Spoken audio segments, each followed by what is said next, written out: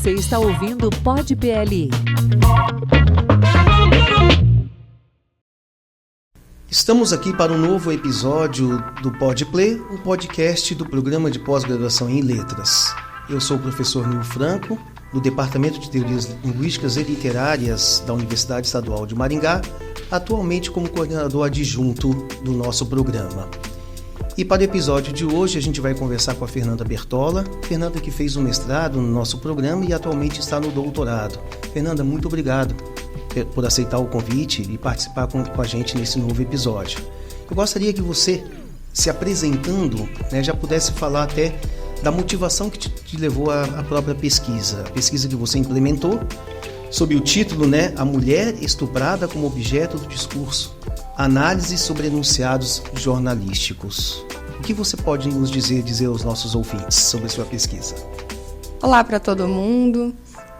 Primeiramente, eu que agradeço a oportunidade de estar aqui para falar um pouco mais do meu trabalho. Em 2016, rolando ali o feed do Facebook, eu vi uma discussão a respeito de uma garota que havia sido estuprada, um estupro coletivo que aconteceu no Rio de Janeiro. E a maioria dos comentários, dos posts sobre o assunto, era responsabilizando, culpabilizando aquela menina pelo acontecido. E eu fiquei muito revoltada com aquilo e bati boca com as pessoas na rede social, indignada, com essa leitura que as pessoas fizeram do crime. Então, eu acabei levando esse tema para um trabalho de conclusão de curso de uma pós-graduação que eu fiz na PUC em Curitiba, em comunicação e branding, e fiz uma análise voltada para o universo das redes sociais a respeito desse tema.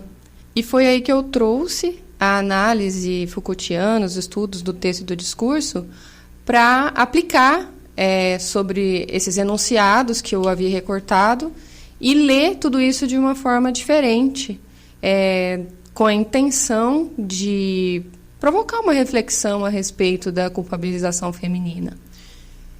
É natural até que a gente pense, porque é um assunto, é um tema muito caro à própria mulher. E você, como pesquisadora mulher, como é que você se sentiu? Quais foram os desafios ao tentar implementar, ou na verdade, implementar uma pesquisa como essa? Primeiro que a gente sente muito medo. Quando a gente fala que todo homem é um potencial estuprador, os homens se sentem ofendidos. Muitos homens se sentem ofendidos. Mas na verdade, a gente não sabe qual homem que é um potencial estuprador. Não está ali na cara da pessoa, ou se ela é ou não é. Exato. Então, quando a gente caminha na rua, tá mais tarde, se é uma outra mulher que vem ao encontro, ou de encontro nesse caso, sim. A gente não tem esse medo. Se é um homem, a gente tem, Então, por isso, a gente entende que todo homem é um potencial estuprador. E a gente lida com esse medo diariamente. Lê também todos esses assuntos de estupro, notícias que aconteceram. Os casos são diários, praticamente. Diários. Fernanda? E no meu mestrado eu analisei um cenário nacional. Sim. Notícias num cenário nacional. Então é muito pesado também. Você vê o que uma igual, uma outra mulher passou e ainda ser responsabilizada pelo crime que foi cometido contra ela. Então, no decorrer da pesquisa, muita tristeza, muita indignação. Muita revolta, sem dúvida. E aquele peso mesmo de lidar com um tema tão difícil acaba carregando um pouco a gente. Aí a gente tem que lembrar que tem um propósito maior, que é de contribuir para reflexões sobre essa interpretação que muitas pessoas ainda têm a respeito do estupro. E até fiz questão de tratar, durante a maior parte da minha dissertação, estupro como estupro. Não ficar usando muito sinônimo, porque temos que amenizar, sim. Tem que dar nome à coisa. Eu concordo. A gente vê notícias que colocam lá violência sexual. É estupro. Não adianta querer... O ato em si não tem outro amenizar a coisa. Então, Uma hora ou outra eu usei um outro termo ali para não ficar tão repetitivo, mas tem que ser dado o nome à coisa, né? Isso. E você, né, falou agora há pouco que você usou para sua pesquisa, né, como para a fundamentação teórica da sua pesquisa, a análise do discurso de base Foucaultiana. Você já tinha uma familiaridade com essa teoria? Você já conhecia aí os postulados da AD, né, francesa, em Michel Foucault? Como é que foi você, né, se lançar nesse universo aí, né, de uma análise do discurso Foucaultiana? No curso de jornalismo, eu sou jornalista, né, a gente viu um pouco uma introdução, né, da AD Foucaultiana. Na época, a gente ainda falava AD Foucaultiana. Sim, hoje sim. é estudos do texto e do discurso, né, que a gente foi convencionado, assim. E da AD Pechetiana. Então, eu já tinha uma ideia do que era do que eram essas teorias. E, a partir disso, né, foi isso que me levou a estudar melhor na pós-graduação em comunicação que eu fiz, né? Mas eu tive que estudar muito, porque como foi uma disciplina introdutória na faculdade, Sim. na dissertação, perdão, não, como eu tive que estudar muito, no TCC da pós, eu acabei me aprofundando e foi isso que me levou a passar na prova do mestrado, né, para entrar na UEM. E sendo formado em jornalismo e tendo vindo fazer um mestrado e agora um doutorado, né? Depois eu vou poder falar sobre isso, na área da linguagem, mais especificamente na análise do discurso, você encontrou mais caminhos de convergência ou certos conflitos, né? Porque a gente pergunta porque há uma forma de entender a linguagem no jornalismo e há uma forma da gente entender a linguagem na perspectiva da linguística e, sobretudo, de uma vertente como a análise do discurso. Como é que foi você conciliar essas duas realidades? Muitos conflitos, porque no jornalismo a gente tem a noção, ainda mais hoje, da intencionalidade no texto. Tinha-se aquela coisa da imparcialidade, mas isso é impossível, é um ser humano que está escrevendo, né? E eu precisei me despir de tudo isso, esquecer tudo isso e analisar os enunciados jornalísticos sob a ótica dos estudos, né, teóricos e metodológicos Foucaultianos. Certamente você sai de uma ideia de reprodução da realidade pelo jornalismo para alguma coisa que é construção da realidade na análise do discurso? Mais ou menos por aí? Eu e o professor Pedro, né, nós trabalhamos com a noção de vontade de verdade. Tá. Porque nos estudos Foucaultianos a gente escava, né, a gente chama de escavação dos enunciados e vai encontrando regularidades nesses discursos. O que eles têm de repetitivo, né? O que esses enunciados retomam? E a partir disso, nós conseguimos ali estudar algum poder que opera esses discursos, algum poder que produz esses discursos. O poder, ele produz, né, discursos, enunciados. Mas ele não produz verdades, mas vontades de verdade. O que aquele poder quer que seja dito, né? Nós temos os dizeres que algum poder quer que sejam ditos. E mais importante isso que você está dizendo, porque, de repente, assim, para os nossos ouvintes que são do universo acadêmico e dos estudos da linguagem, e mais especificamente do discurso, sabem muito bem, né, ou compreende bem o que você está dizendo. Para aqueles que não são da área, certamente fica sempre aquela ideia de que o jornalismo é aquele que reproduz a realidade, né? Ou seja, certamente essas notícias e reportagens que nos trazem os casos de estupro, né, são produto, de fato, daquilo que o jornalismo tem que fazer, que é noticiar, que é informar. E me parece que a sua pesquisa chega a outros resultados. Que resultados foram esses, Fernanda? Bom, professor, assim, nós dividimos, né, em várias séries enunciativas, digamos assim, o nosso trabalho. Então, recortamos lá as notícias que relacionavam o estupro sofrido pela mulher com o fato de ela ter bebido, ou com o fato da roupa que ela estava vestindo. Também um recorte que sempre trazia ali informações sobre exames e laudos que atestavam mesmo que a mulher havia sido estuprada. Então, essa reflexão que nós fizemos possibilitou pensar que existe um poder operando o jornalismo hoje, que é o patriarcal. O jornalismo ainda não está livre disso, né? Mesmo que o jornalista, que a gente sabe que é um profissional que já é levado a fazer todo esse tipo de reflexão, né?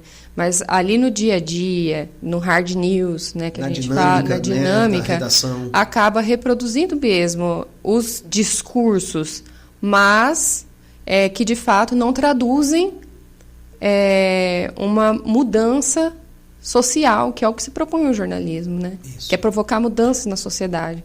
Então, que jornalismo é esse que acaba reforçando um poder que subjuga as mulheres, né? Então, foi mais ou menos essa a leitura possível do nosso trabalho. Tá certo. Não, muito, muito importante, é relevante mesmo. E você, né, essa sua pesquisa, claro que você está aqui nos trazendo, né, as próprias informações, teoria, né, motivação, os próprios resultados, é daquilo que você realizou no mestrado. Mas você está no doutorado. Você segue com a mesma temática, uma variação dessa temática? O que você vem fazendo atualmente no doutorado? Nós dividimos em duas grandes etapas. Ainda precisamos definir as entradas que serão feitas nessas duas grandes esferas, digamos assim, do trabalho. Recortes de notícias, mas aí só de Maringá, em vez de abranger nacionalmente, como fizemos na dissertação, a gente reduz aqui o campo de análise para Maringá, só de notícias veiculadas por veículos daqui.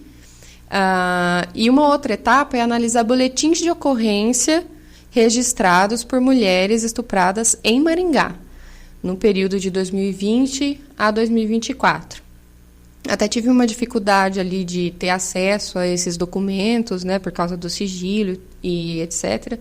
Mas a Secretaria de Estado de Segurança Pública foi muito solícita e eu tive acesso a esses documentos, então nós vamos poder analisar esses dados secundários, né, porque boletim de ocorrência não traz em primeira pessoa a mulher falando, olha, aconteceu isso comigo. Traz o policial relatando, né? Isso. Então, aí nós ficamos muito felizes porque uma contrapartida da tese será contribuir com a polícia para uma abordagem mais acertada a essas vítimas. Esse foi um pedido do major que acolheu nossa requisição.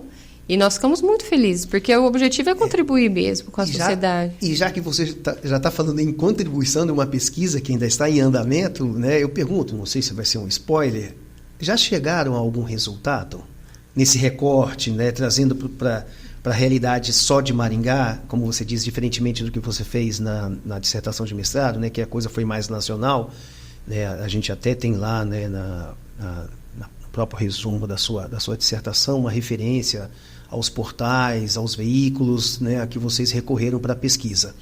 Já tem algum tipo de resultado? Seria adiantar alguma coisa? O que você poderia nos dizer? Nós não fechamos o corpus ainda. Tá. Mas algumas notícias que eu tenho lido, eu vou printando tudo, né, que aparece. Sim, imagino. Mas não fechamos o corpus ainda. Mas já vejo algumas notícias mais... eu não sei o termo exato que eu poderia usar, mas... certamente ainda dá para descobrir o próprio termo que você vai usar. Exatamente, mas que não... E daí, já entrando no título da minha tese, mas que não sentenciam a mulher. Tá. Né? Porque a gente vai trabalhar com uma nova possibilidade aí de enunciado-sentença, né? Que é um enunciado que sentencia a mulher ao crime que ela sofreu. Então, tenho visto notícias que menos sentenciam as mulheres, como foi no caso da dissertação. Mas o corpus ainda não está fechado e a análise dos boletins de ocorrência ainda vai começar. São cerca de 200 boletins para analisar, e aí nós vamos dividir. Tem muita coisa que a gente não vai conseguir utilizar, porque Às vezes o relato do policial cheguei na cena do crime e não encontrei a vítima, alguma coisa assim. Então a gente descarta para utilizar o que tem mais conteúdo, né? Mas fazer uma espécie de comparativo disso com as notícias, para entender se esses enunciados eles caminham no mesmo campo associativo, no mesmo campo discursivo ou não. Tá. Né? É uma hipótese e a gente não pode fazer a pesquisa querendo chegar no resultado que a gente quer. Isso, né? A gente tem que fazer a pesquisa e descobrir lá na frente, né? O que vai acontecer. Já que você falou de uma possível contribuição ainda, né, do seu trabalho de doutorado, vamos voltar então à sua dissertação de mestrado, né, que é o que foi colocado aqui em foco, foi colocado na centralidade. Sim. Eu pergunto, né, certamente é uma coisa que os ouvintes vão querer ouvir, qual é a contribuição do seu trabalho de mestrado, da sua pesquisa de mestrado, para o próprio universo acadêmico, mas a gente também pensa para a sociedade em geral. Como é que você enxerga essa pesquisa que você implementou no mestrado? Então, além da comunidade acadêmica que pode acessar o trabalho e filtrar dali alguma ideia para si, né, principalmente para o jornalismo. Eu acredito que, ao terem acesso a essa leitura, não ao trabalho todo até, mas ao resultado, jornalistas podem pensar melhor na forma de redigir as suas reportagens, as suas notícias, e aí sim isso impacta todo o público leitor, né, que aí é uma diversidade de pessoas. Sem dúvida. Né, e talvez a gente comece assim a promover um pouco de mudança no que se tem de conceito a respeito do estupro contra a mulher. O que certamente você sabe que não é fácil, né? Não, você tem a formação no jornalismo. Você Nunca. sabe como funciona a dinâmica do difícil, jornalismo, né? É muito difícil. De como as coisas estão bem arraigadas nesse, né? Por mais que a própria sociedade vá se modificando e abrindo os olhos para tantas outras questões, né? Para grupos, né? Que estão requerendo, né, não só os seus direitos, mas também proteção, segurança, né?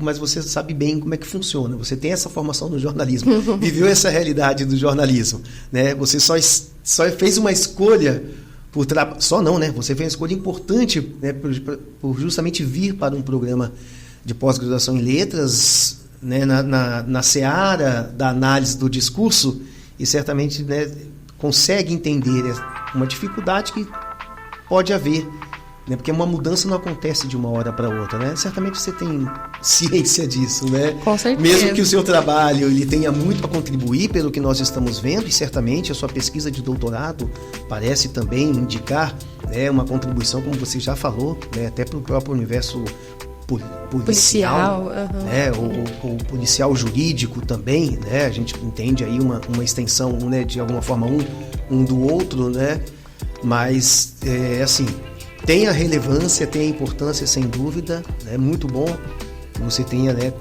se colocado aqui para esse bate-papo, para que as pessoas possam conhecer sua pesquisa do mestrado e de repente, né, quem sabe, você já voltando em outro momento para falar da sua pesquisa, dos resultados da sua pesquisa de doutorado.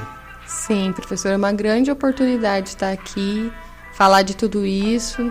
Eu tenho muitos colegas jornalistas que me acompanham nas redes sociais, então expor isso é mais uma chance de que alguém acesse meu trabalho, leia lá e veja quão cuidadoso deve ser essa tarefa de noticiar um crime tão vil, né, tão cruel contra a mulher. Sem dúvida. Bom, Fernanda, eu acho que era isso. Foi muito bom te ouvir. Eu agradeço mais uma vez a tua presença, por ter aceitado o convite, né, e esperando que os nossos ouvintes possam acessar, né, a nossa plataforma, o Podplay, ouvir não só o episódio aqui com a Fernanda, mas outros, né, que já estão lá na plataforma e outros que ainda virão, né, sempre com a intenção de divulgar as pesquisas que são realizadas no nosso programa, né, as pesquisas de mestrado e doutorado, nas duas grandes áreas, né, estudos linguísticos e estudos literários. É isso. Você está ouvindo o Pod PLI.